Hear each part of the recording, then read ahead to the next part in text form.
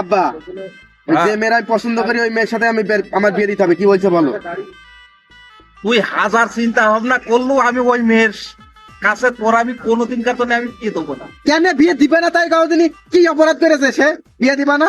তার আমি ভালোবাসি, তুমি বিয়ে না দিলেও আমি তার বিয়ে করবো। এই তুই কি বলতে চাচ্ছিস?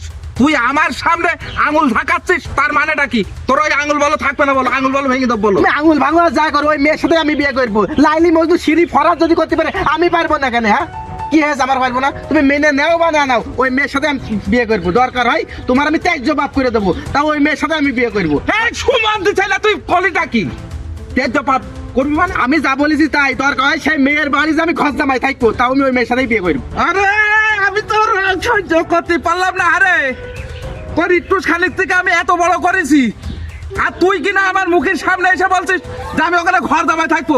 আরে শালা ছেলে, তুই ঘর দামার জন্য কি আমি তোর মানুষ করে চাই? শালা ছেলে বলছি গাল দিবা না তো, একটু গাল দিবা না।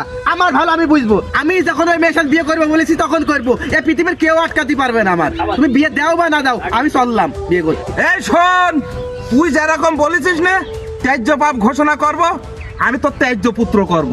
তুই যে আমার বাড়ি আসবি, এই যে সয় সম্পত্তি আমার লুটি ফুটি নিবি, আমি তা হতে দেবো না। ওই জিনিসটুকু কি করবো জানিস তো?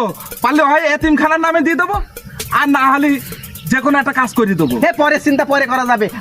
আমি বিয়ে করে তুমি যা খুশি তাও দেখো। তোমার সম্পত্তি আমার লোভ নেই। আমার শ্বশুরের সম্পত্তি আছে, ওকে আমার চিরজীবন বা আসে যাবে। তুমি তোমার সম্পত্তি যে কেন খুশি তখন দিয়ে যাও গা। আরে চা তো।